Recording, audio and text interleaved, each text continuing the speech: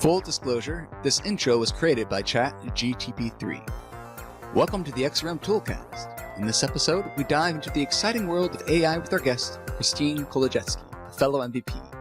We'll primarily focus on the capabilities of ChatGPT-3, as well as other fascinating uses of AI in today's world.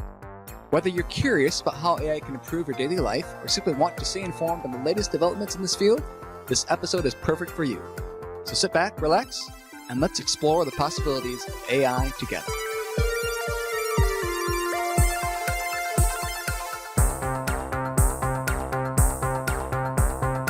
Hello and welcome to another episode of the XrmToolCast. With me, your host, Daryl, always raising the bar, and Scotty, I don't play the factorial drill. Scotty, how's it going?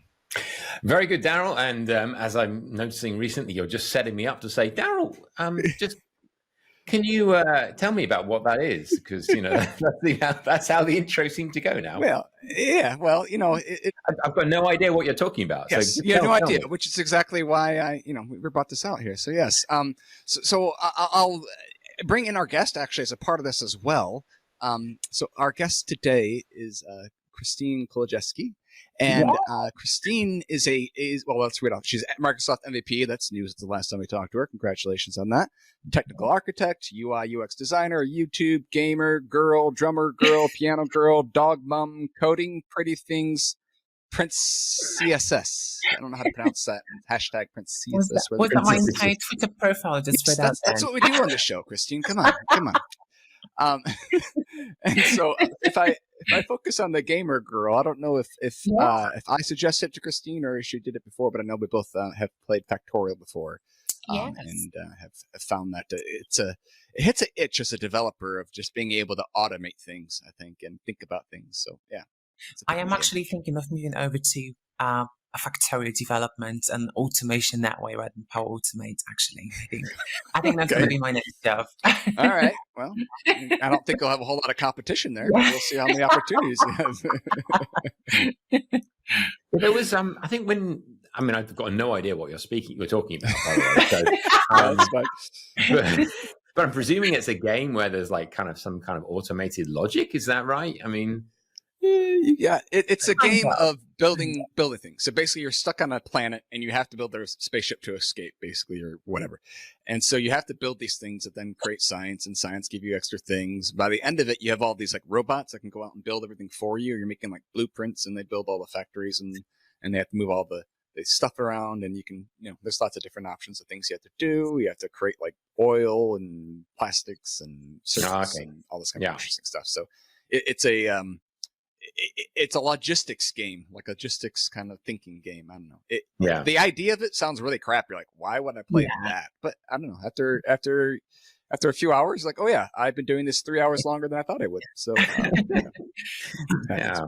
Well, it's like one of those. I mean, my 14-year-old son seems to play a lot of those games on his phone, where he seems to be just harvesting stuff, like collecting there's like stuff it's like just constantly clicking. Oh, then there's like a timer going diggly, and there's somebody working away building something, and it's like, oh, okay, right, well, fair enough.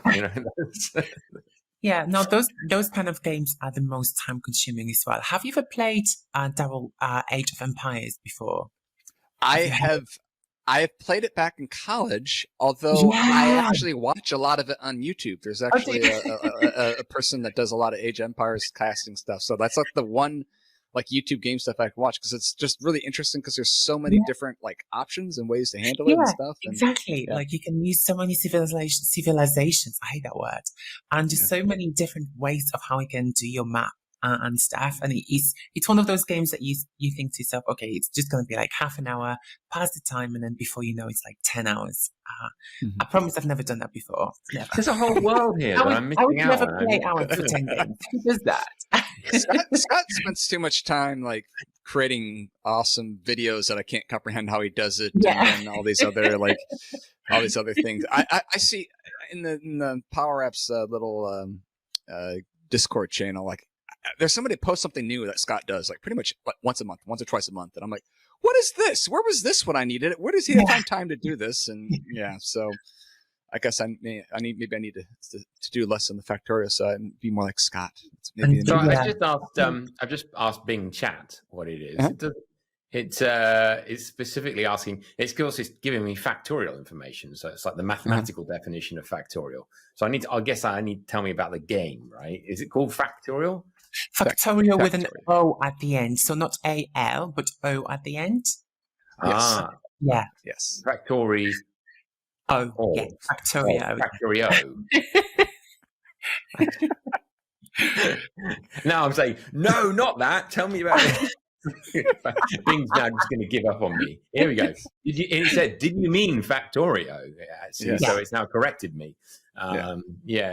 Building and maintaining factories, research technology, automate production, and fighting enemies.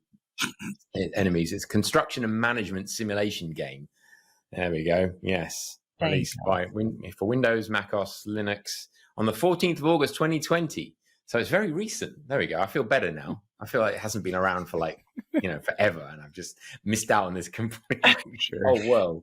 And now after this episode, Scott, you're not going to do any more PCFs. You're just going to focus on Factorio then.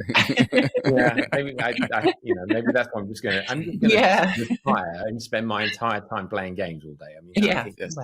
I used to play a lot of games, and that was I used to write games as well. That was when .NET first came out. Actually, there was a really, really good game. I can't remember, it was cool, but it was like the first .NET thing online. I think where you create little .NET programs, and the idea was that they you upload them to this kind of virtual battleground, and they would war with each other. So you had to you made a program that would then fight with each other, and then you then have to go and revise its particular, how it would react to certain different things happening, and then there was a leaderboard. It was awesome. And there was limits on like movement and attack and stuff like that.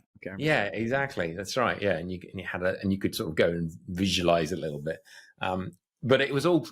I think it was all based around the fact that you could, sandbox. That was the kind of thing about the .NET code. Is you can write some code here that's now sandboxed and isolated because I'm uploading it to a server somewhere, and people are like, "That's fine. You can write code and upload it and run it inside a sandbox that we've restricted security," which is kind of similar to plugins, really, isn't it? That's exactly how it's implemented. Yeah, exactly. That's right. Yeah. Wow, look at that. Look at how I got straight back on topic there. Okay, Scott, you are a gamer then. You can add that to your Twitter as well then. Scott the gamer, yes. I think I'm going to add this up for a very short amount of time and see if anyone picks up. Wait a minute, Scott. I don't think you are really. I don't think you can really claim to be a gamer. So let's reel it back in here. Let's reel it back into what we actually wanted to and why it's a technical podcast, right? So we need to be at least somewhat technical, so the craze, the big to do for the last 6 months, it feels like, has been AI, particularly the ChatGPT, and there's been some other things as well. And Kristine, I asked you to come on the show because you had a really kind of fun competition between you and ChatGPT and trying to figure out if it could replace you or not replace you. So why don't you give a little background on what that was in case anybody missed it, and then we can just kind of talk more about how we see it being used and where we see it going, and then whatever other AI stuff we want to throw in there, we can. Yeah, no, thanks, Daryl. Thank you for having me here. Twice in 6 months. Very honored to be the guest again. But yeah, so the video itself was around ChatGPT trying to build a low-code application for us. And I was trying to act like I'd never touched Power Apps before and see how far I guess we could take ChatGPT. So the idea was that ChatGPT would help me write the code. We had like 6 exercises there, 6 kind of round battle. Think of it like Mortal Kombat. And we were going to decide who won the battle. And actually, surprisingly, or unsurprisingly, ChatGPT did actually win. So for most of the challenges that I gave it, it was pretty much correct for majority of the things. The only thing that I would probably say is that you do have to be quite specific sometimes around the questions you ask to make sure it gives you the right answer. But overall, I was quite shocked, and I won't be surprised if ChatGPT delivers a workshop at one of the conferences next year at this rate. Yeah, makes sense. So, What was the thing that surprised you the most, or thing you're like, wow, I can't believe it. I can't believe that actually is what I was looking for. Like, what was the biggest surprise for you? I think because you kind of don't expect a chat conversation to be that intelligent to that level. I think we've all used a chatbot at some point where you would ask a question, it would just tell you, I don't understand your question because you just added a letter or you misspelled something and suddenly it doesn't know what you're talking about. And I think based on that kind of experience, you kind of assume that chatbots aren't quite as intelligent, I guess, as you'd normally be promised that they are.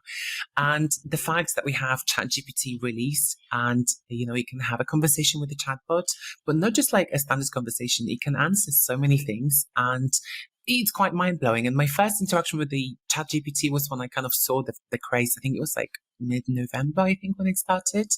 And I thought, okay, I'm just going to give it a try and see if I can ask ChatGPT to write a single line of JavaScript and apply some styling using JavaScript instead of CSS.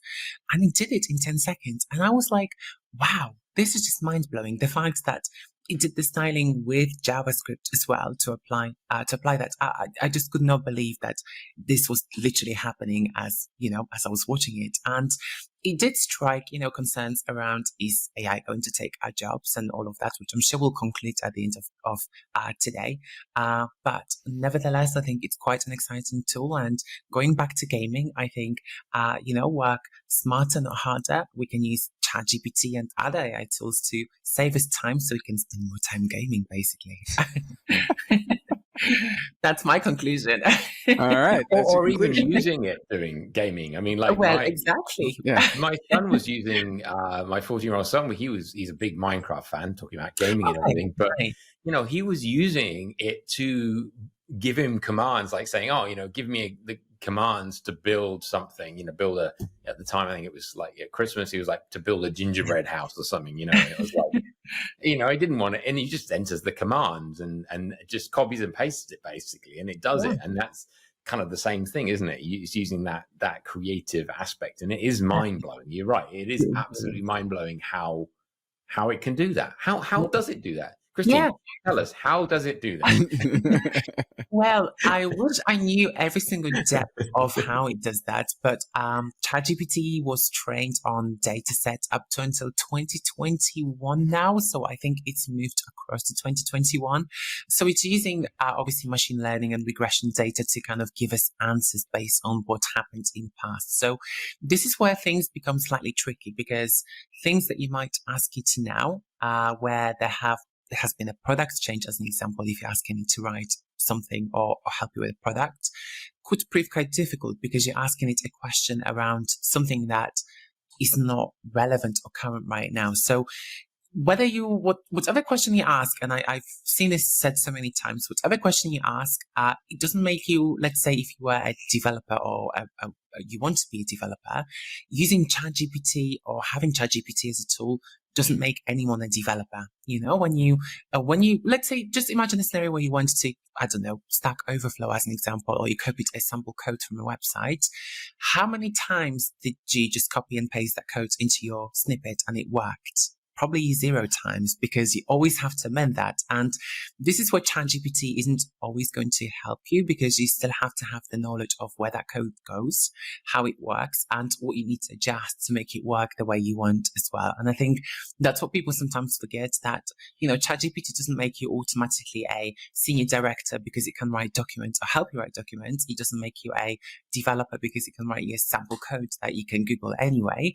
It's there to help you work faster and help you troubleshoot things a lot faster. That's my kind of personal opinion. But there's so many other AI tools that I have been using that I'm sure we'll cover as well, that really help you with little things that can be really frustrating and just save you time in general. And yeah, I love AI in every single shape or form. The take that I've gotten on it, or I'm getting on it, is, back when Google came out, right?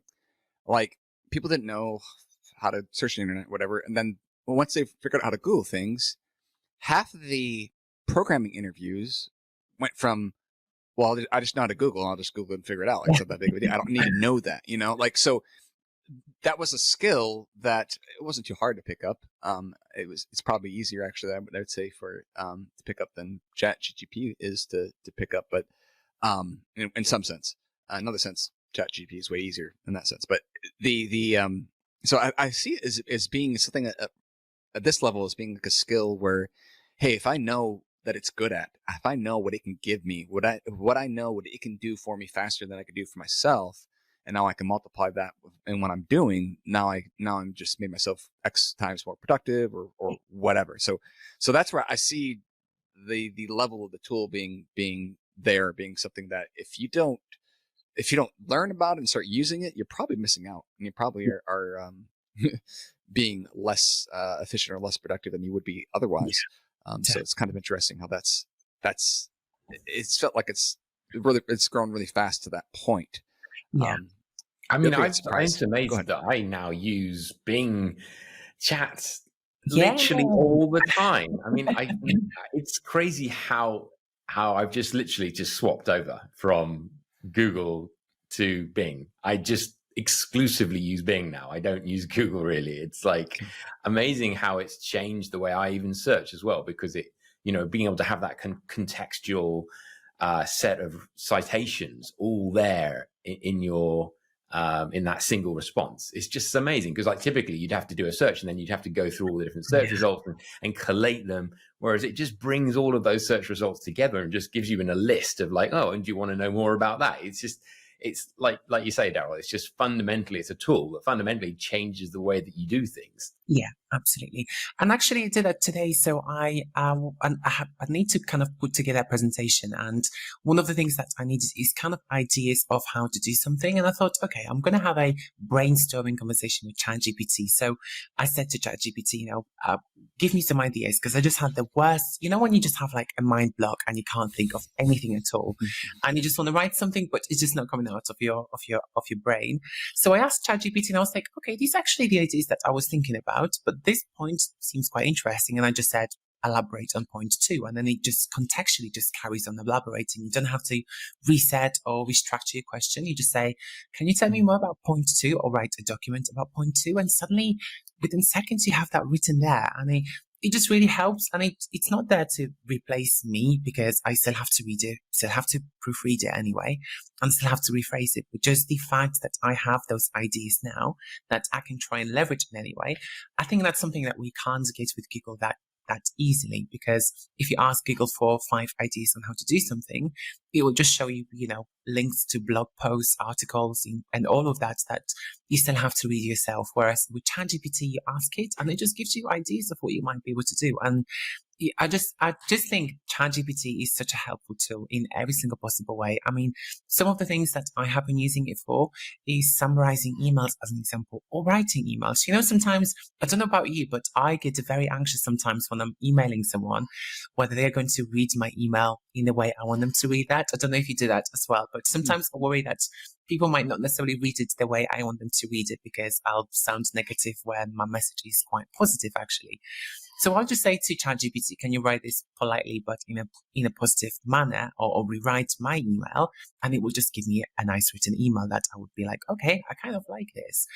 Or, these Microsoft notifications, and obviously we both work with the 3 of us work with Microsoft technology.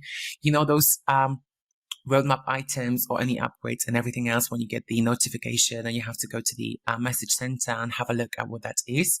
One of my favorite things to do is asking ChatGPT to summarize that and tell me if I need to do anything with it, so I don't have to read the whole thing. And I think this is where it becomes powerful, because I had a message the other day, and the notification said that you should consider notifying your end users around this upgrade. So I just said to ChatGPT, okay, can you write an email then? And ChatGPT wrote an email, and I just copied and pasted it. And that was that. It's really just as simple as that. And obviously you still have to correct it. You still have to look at it and make sure it reads the way you want to read. But just the fact that it can do simple things like that,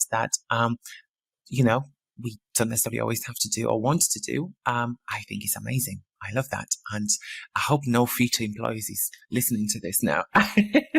It can write the first draft, right? It's not the final product, but it can write the first draft. And that's an immense time saver. And you mentioned, creativity, like, I just seen something get started. Like, you can use it on anything. Like, I've asked my daughter's learning how to play the guitar, and I asked it how to play a chord, and it knew how to play the chord. I have no idea. I didn't know how to ask the question, and it figured out. I feel like we've gotten to like the Star Trek computer level of interaction, where we can be really poor at what we're asking, and it's smart enough to figure it out on anything, which I think is rather new and exciting. I don't think we've had very specialized things. If you ask in this area, it knows, but I ask a question on coding, I ask a question on Power FX, I ask a question on guitars. Heck, my daughter went away to Florida with my wife, and she kind of had she's 13. She kind of had like a coming of age kind of conversation with my wife, and so my wife had some people that were influential in her life just to write her some letters of encouragement and stuff. And I was like, what the heck do I write? I actually had it I was like, give me a starting point. And I don't think I used like one thing that it said out of it, but like that was great for like giving me that starting point. So it's not necessarily that it has to be good enough to replace you, but it's good enough to give you a starting point that then you can go from there. And I was listening to Linus Tech Tips, I think. So he's a YouTuber guy that does a lot of. I know Linus. I love Linus. Yeah, I love Linus. Yeah, he like asked it for what should I be doing? What episode should I be doing? What should I be talking about? And sure enough, like he used like 2 or 3 of the ones that gave. He's like, these are great. Why did I think of doing these? And that stuff, it just kind of blows your mind of wow, that's pretty crazy. But then at the same time, you may ask it a question and it gets it completely wrong, and unless you don't know, and it doesn't tell you. I have no idea what I'm talking about, but here you go. So it's really great. And then, that's the part of, it's not replacing us because it's still. I think that's the problem with ChatGPT, is that it's so confident that you would never be able to tell that it's telling you a lie. And it's very easy to convince it to tell a lie too. When you say, what is 2 plus 2 as an example, and it says 4, and you can say, actually, it's 5. And then it will just say, yeah, it actually is 5. And it's like, I saw that. That was really good. It doesn't take a lot to manipulate you here, Yeah. You're not helping me with this job. So, but I love ChatGPT just for that.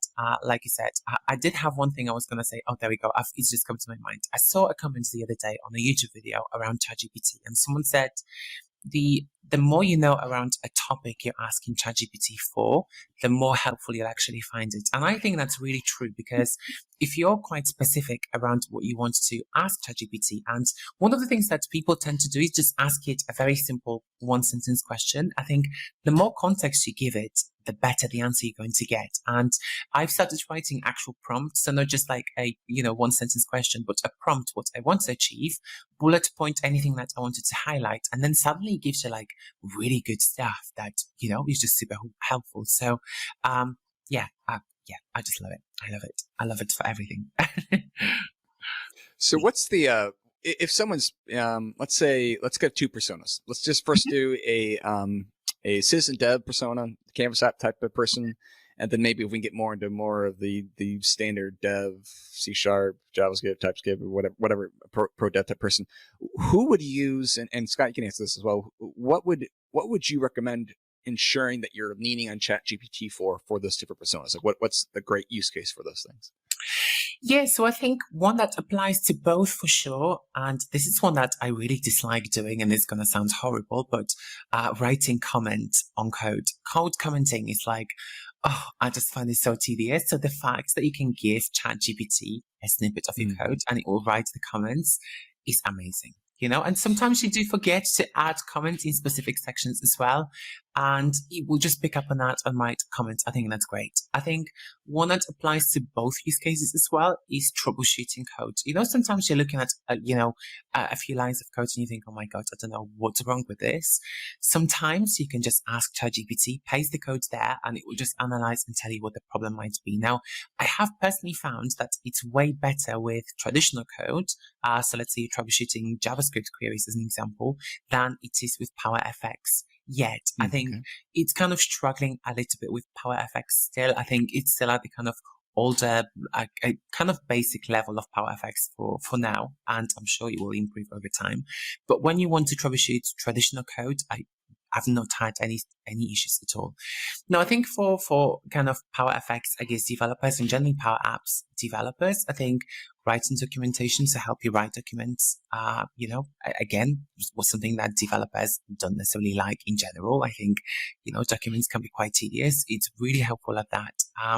Helpful at answering questions. So how to, let's say, connect to, I don't know, an API as an example, which as a Power Apps developer, maybe, when you're sending a HTTP request, if you've never worked with an API as an example, or you're not a developer, you might find that quite intimidating in every single possible way. So you might ask ChatGPT, how, what's the host as an example, or tell me how I get the host, or tell me what an API key is as an example. And that's how you can start seeing that ChatGPT is there to help you learn as well. So it's not there just to copy things, you can easily use it to help you learn around things. And yeah, I think that's one of my favorite things to do. And if I'm ever stuck, I will ask ChatGPT, how do I do this? And it just saves so much time, than Googling and watching videos and blogs. But at the same time, it does pose a bit of a threat, I guess, to content creators, because if you write blogs and you write, or you do YouTube videos as an example, like all of us do here, and we've all written blogs as well, it does become kind of scary, because if you write a blog post and let's say the data that ChatGPT is using is based on that blog post as well, you won't get a reference, it's just going to use that data. So in one way, it is kind of scary how your content is just going to this kind of black hole of data that ChatGPT is using and no one would ever know. And I think that's the kind of key threat, I guess, that we have in there. Not necessarily losing jobs to ChatGPT, but specifically around your content that you've created that could potentially be stolen. And actually, there have been use cases already especially with image and illustration generation, where people have actually sued OpenAI for the DALL-E image generation, because it creates images based on a style of art that someone uses to create or paints the paintings as an example. And I think that's where it becomes quite a tricky area, I guess, a really grey area. Sorry, I've gone completely off topic, haven't I? There's lots of it encompasses so much, and I think that's one of the hard parts. It's hard to pick at something small just to look at. So you mentioned documentation, which is great. You mentioned tricky parts of code, but codes that might have a bug in it. It kind of helps you with that. I think in the documenting your own code, I think it's even better when you have to understand the documentation that's out there and then apply it. Because if you're trying to do something that it's in the documentation, so you could spend look through 4 or 5 pages and okay, I think I know how to do this. Just asking it what you want it to do, knowing that it's probably documented anyway, and then giving a shot usually is way faster than anything else I've done before in the past. So that's been very helpful. Scott, did you have anything you'd add to that question of how you use it? No, I think those are all great points. It's great for also, I think, understanding the sort of the unknown unknowns. I think it's I find that it can also be a memory jogger as well. If you're doing something, because you may not do something over and over again regularly, right? But that there's things that you need to remember when you're considering certain things. So asking it to remind you about those things, and maybe then also it might even give you something that you've not even considered in that particular scenario. I found it very helpful in that area. And it's interesting, Kristine, you were talking about the DALL-E image generation, because it's, for where I live, there's a lot of people who create artwork for album covers, and that's quite a sort of a big. Where I'm living, it's quite creative in that aspect, and they're saying that it's really affected that, because now a lot of the sort of the smaller bands are no longer going to artists to create their album covers and paying those artists. They're just getting, AI to create those album covers, and then what they're saying is, well, actually they're doing it in the style that they would be doing anyway. And so there's a lot of ethical side of things, and obviously the code sharing side of things from an ethics perspective. There's been these lawsuits where people are saying, well, actually, Copilot and GitHub is serving up open source code for people to use, but they're not attributing it to the original authors. So, what do you see? How do you see that, Kristine, moving forwards in terms of the ethics of AI? Yeah, it's a really tricky one. I don't know if you saw the example of that guy that actually wrote a children's book using DALL-E image generation for I illustrations, did see that. and it obviously sparked a massive debate because some people were like, "This is an amazing, saving of time. You have this book," but a lot of authors specifically were like, "Well, we normally have a person writing the book and then the person doing the illustrations. You've kind of taken away that from us." And I think it's a really great area in general because you're not able to stop that. There's no way to stop it. Personally, I don't think there's any way to stop it. And there have been obviously cases of ChatGPT being biased, which have actually been rectified since, because I have looked at that since as well, and think OpenAI are kind of continuously working on that. But I don't think there's any kind of brackets. There's no way to stop a person from using it for illicit purposes. You're never going to be able to stop that, Anything that you have in the world, there's always going to be people that are going to use it in the wrong way. And unfortunately, there's no way to stop that, You have people scamming people using email that's supposed to be secure, You have that, and there's like I said, you can't stop stupid from doing stupid things. It's really simple as that. So it's really more around educating people on how AI should be used. I think that's the most important thing. And obviously, people that are going to continue using it for illicit purposes will always do that. There's no way to convince them to do otherwise. And then I think the kind of purchase by Microsoft of the 49% shares in general, I think it's definitely going to put a lot of ethics into that, or at least I hope it will, because Microsoft are obviously a massive AI player in the field in general, and we have a lot of innovation. And as soon as they start, and obviously they have started doing that already, infusing that into Microsoft products, suddenly it's going to be used by even a wider audience. So they know that, if it proves to be unethical in any way, there's going to be a massive uproar that could cause people to move away from the Microsoft products to other products. I don't know if I'm supposed to say this as a Microsoft MVP, but it's the truth that, Microsoft purchasing pretty much half of OpenAI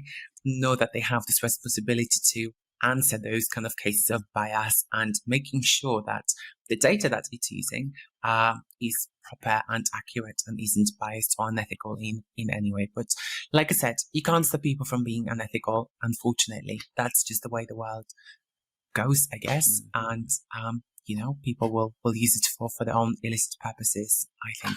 But I'd love to hear what you guys think as well. Where do you think AI is going in general? Well, I think it's Carol said about like the Star Trek, computer, run me a simulation, that it's sort of changing the way that we interact with machines. I think that's fundamentally, and especially, in schools. So my daughter uses ChatGPT, and the whole generation of prose. So you're giving it a set of information, and then it said, well, write. So she recently used it to write a cover letter for a job application, for example. It's like, write me a cover letter including this bit of information, and so it just generates the prose, and it's a time saver. It's not giving any original information. It's interesting where if the information is out there, it is accelerating access to that information.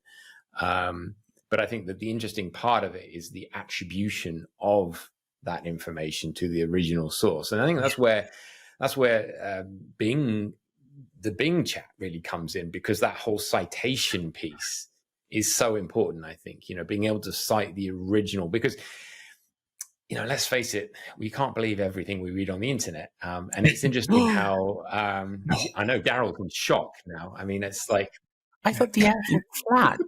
What do you mean? I believe that. I gotta go speak to my Nigerian prince. Seems legit, right?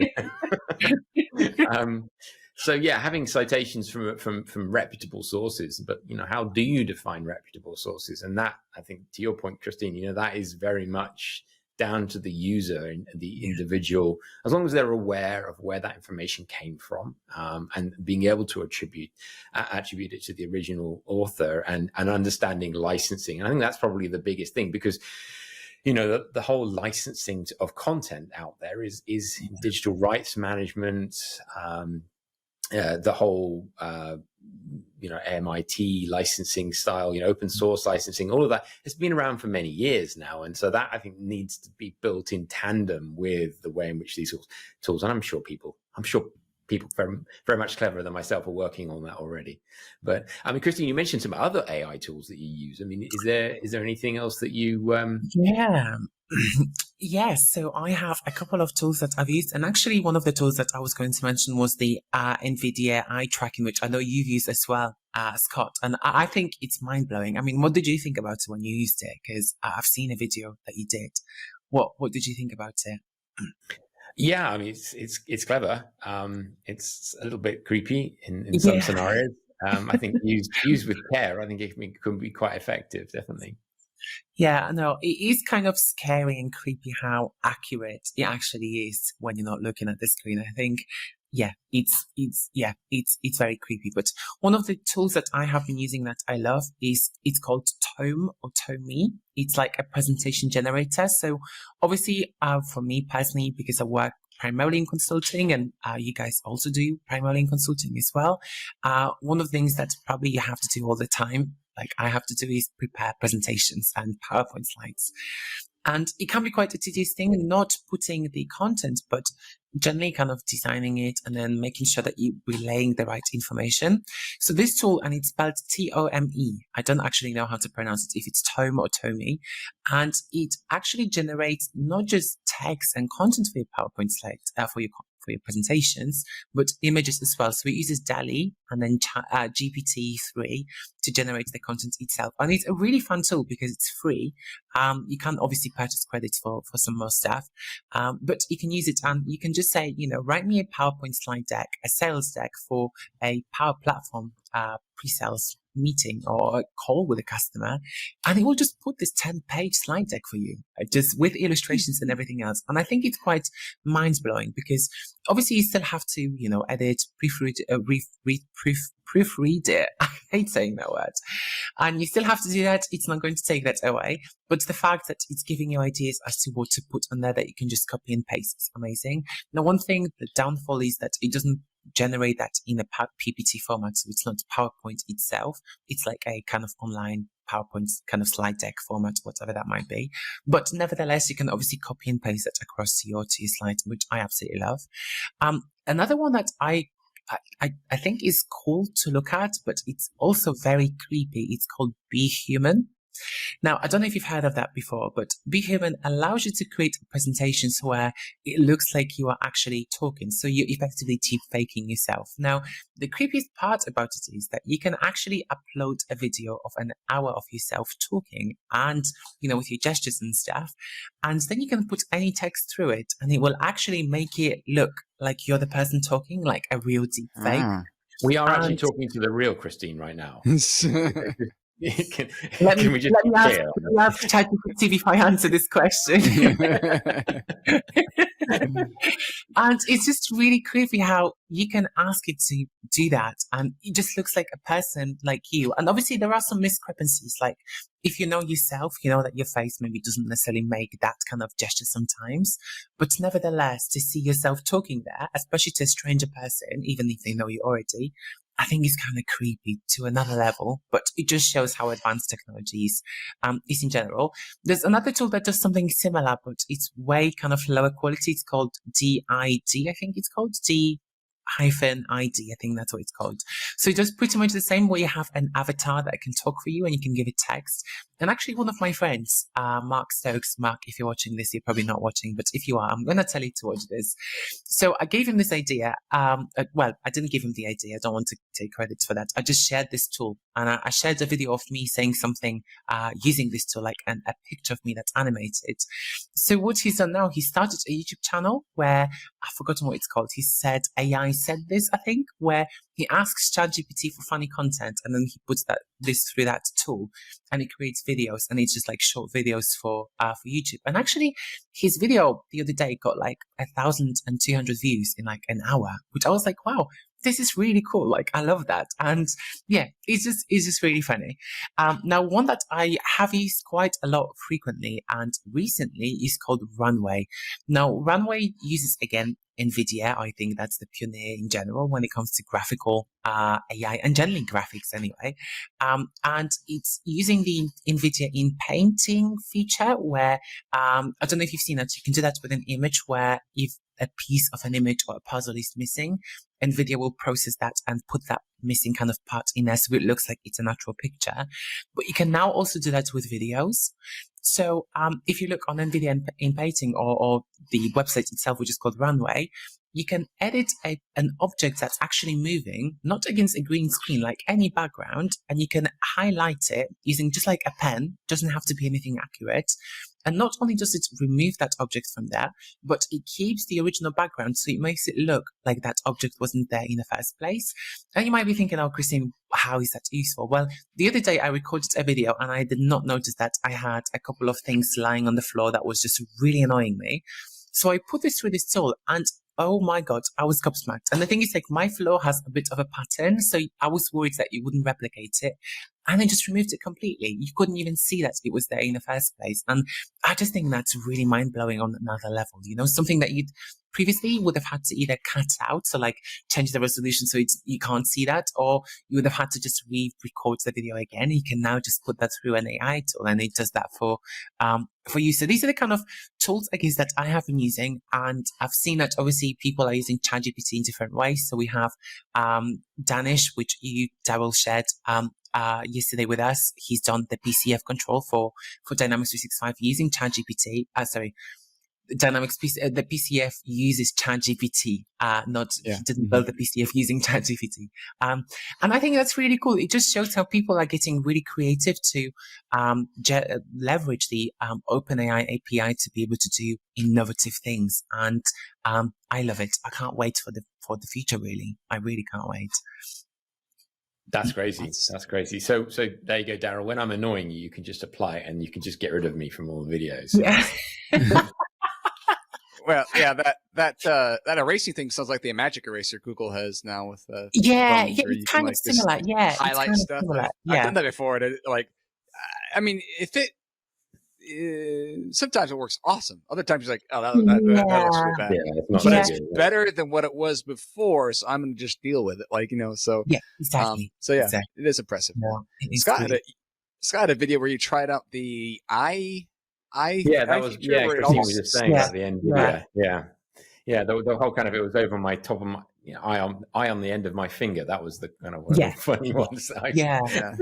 It's really funny. And like, personally, I think the NVIDIA eye tracking, although it's creepy, I think it's kind of cool at the same time. You know, when you're doing a presentation and you just want to sneak peek into your content and stuff. And like, for me personally, like, because I have my camera here and then my screen right here, I have to like side eye the screen to see what I need to remember to talk about. So the fact that you can do that quickly, not necessarily just sit there and just like read the content that you have on the screen, I think it's super helpful because people won't be able to tell, and it's just helping you look like you're more engaged with the conversation. And I think some people really struggle to keep eye contact with the camera as well. And it can be quite draining if you're on calls all day, every single day. So the fact that you can use that to help you, I guess, look a bit more engaged, even though you probably are already engaged anyway, but your eye contact might just not give that away. I think it's really helpful, and it's really about using it in ethical ways that make you work smarter, not harder. And if ChatGPT takes my job in 10 years and I can live on the beach forever, I'll happily take that, I think this fear of like it's going to take over everything is never going to happen because I've got some Reese's sitting in the back here. That's mass-produced chocolate and sugar and peanut butter deliciousness.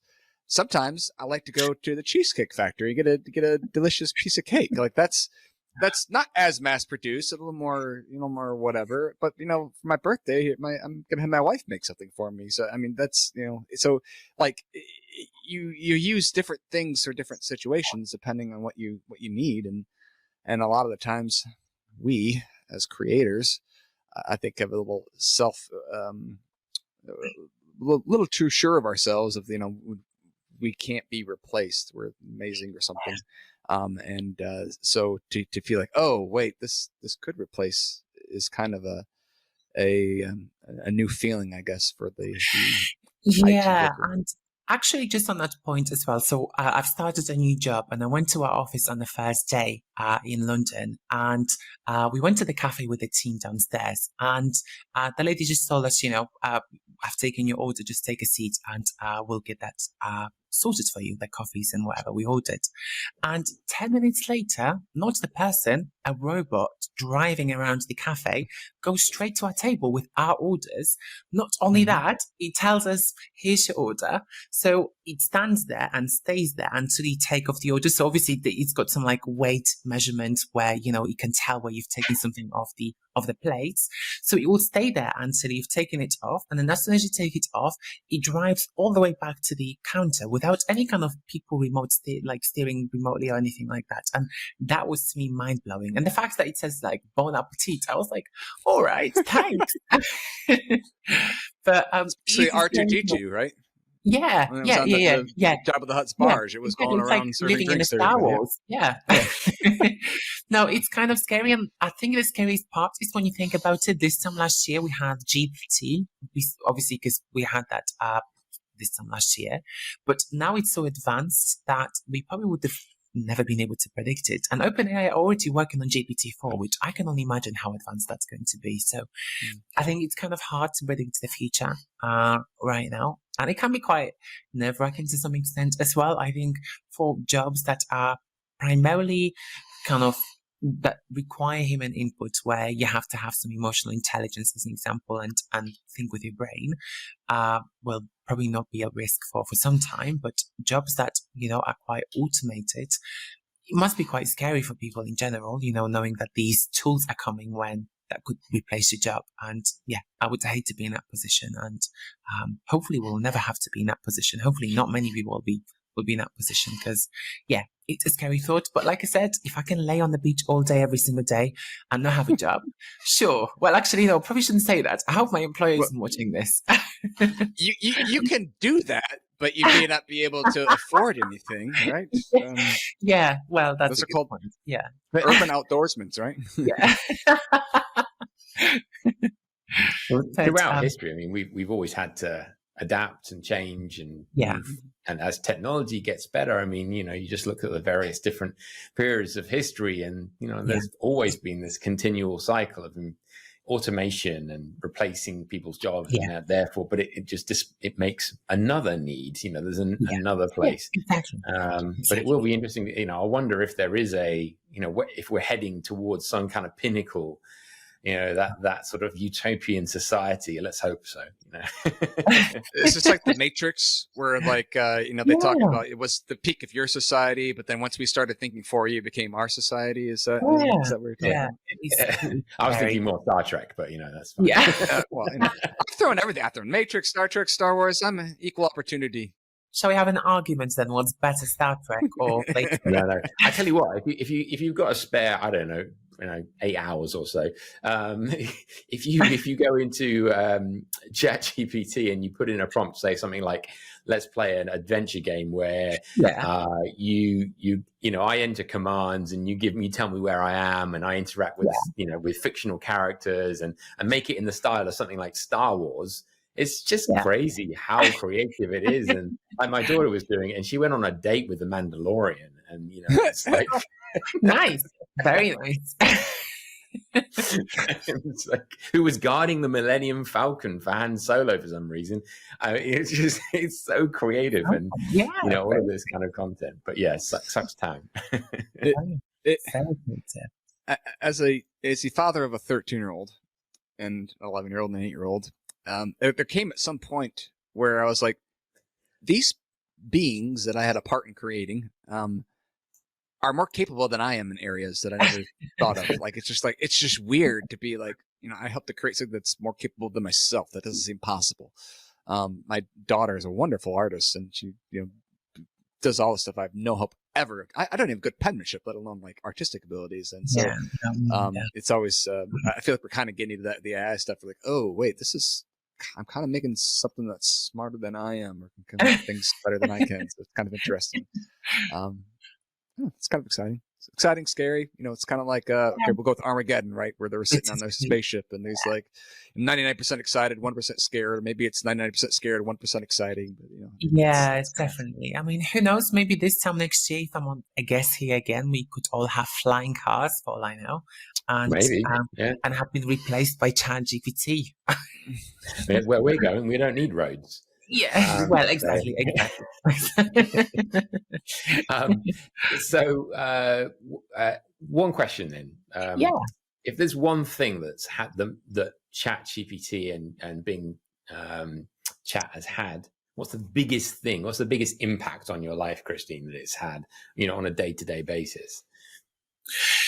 I think generally saving time and productivity. I think, when you have those times of the day where you're not feeling productive, or you have, like I said, a mind block, or you just, I don't know, you're stuck with whatever, or you can't concentrate for whatever reason because you have too much on your mind.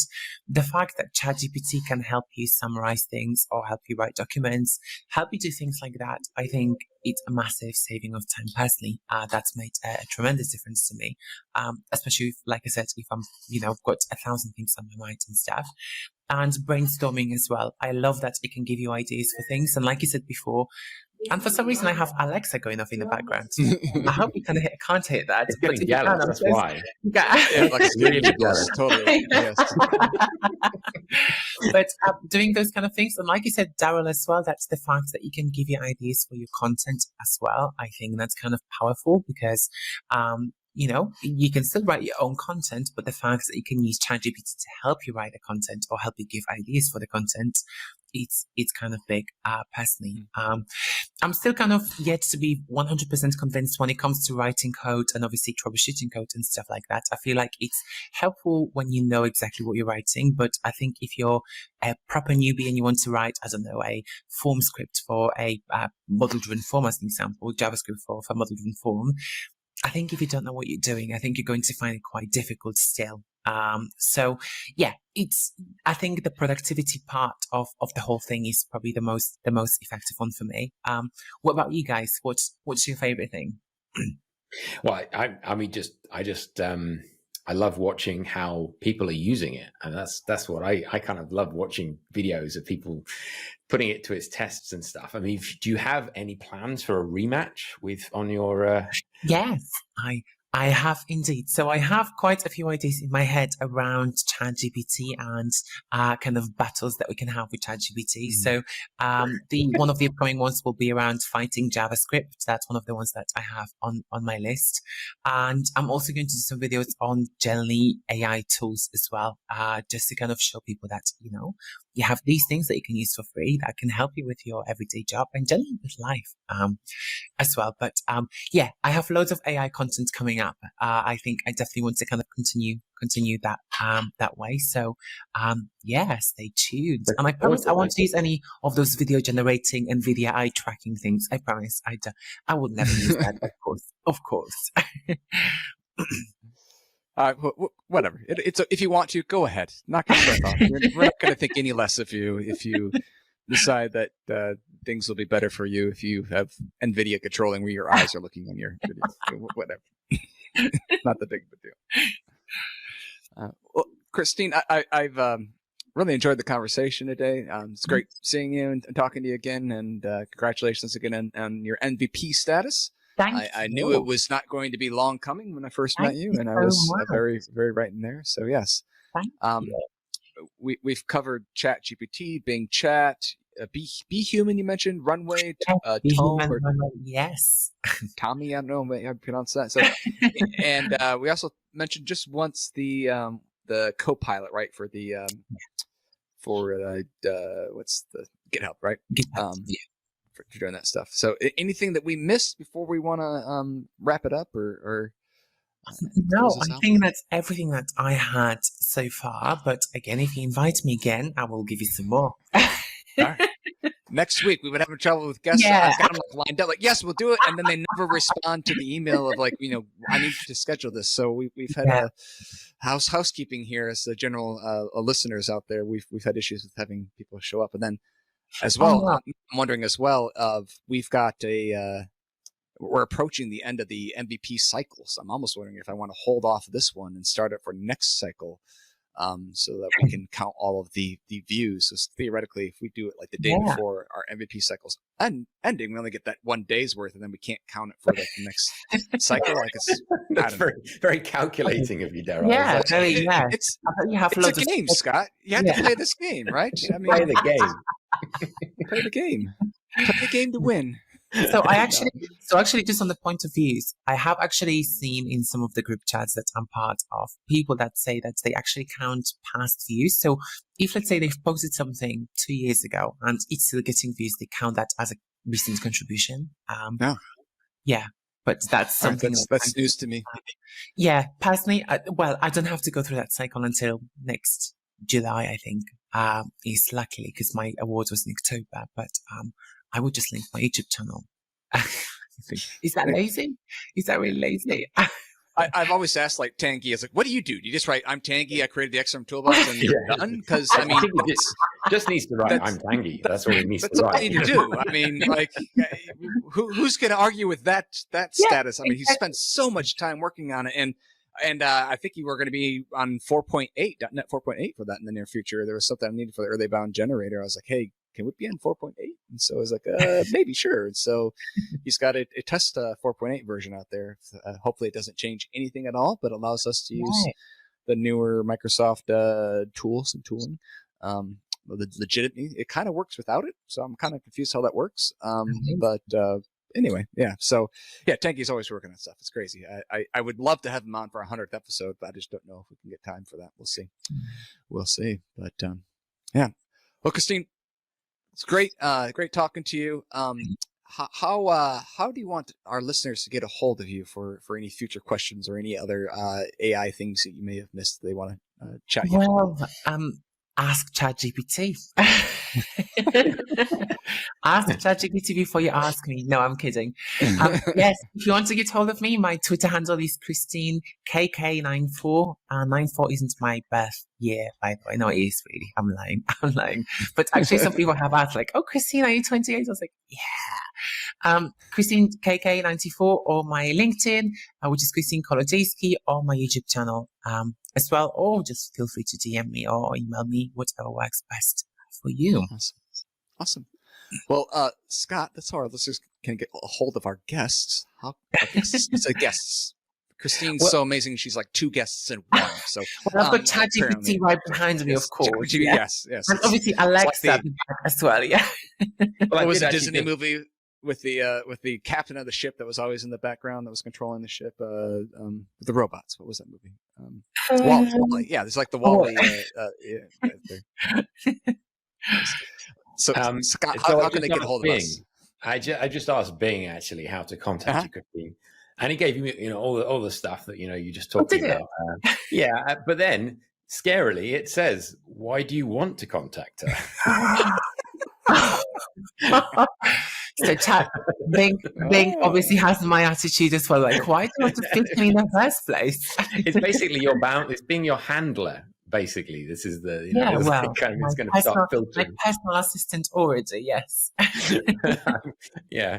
Anyway, but yes, you can get in contact with Kristine, and if you want to contact us, you can email us cast@XrmToolbox.com, or you can get us on Twitter, LinkedIn @XrmToolCast, and please do get in touch if you've got any suggestions for future topics or questions about previous ones. But it's been fantastic, Kristine, to talk to you again about such a different topic as well. And this time, I think it's a testimony to your just amazing broad set of skills. I think you are inspirational to us all in the community. So thank you for joining us. No, thank you so much for having me twice in 6 months. Is amazing, honestly, after being your subscriber for such a long time. So no, thank you so much. I'm looking forward to hopefully 3rd time before the 12 months is out. All right. You come up with an idea, or we'll make it happen. Okay, perfect. I will come up with something then. Any reason you want to come on, we'll make it happen. It'll work. It'll be great. All right. Talk to y'all later. Bye. Thanks. Bye-bye.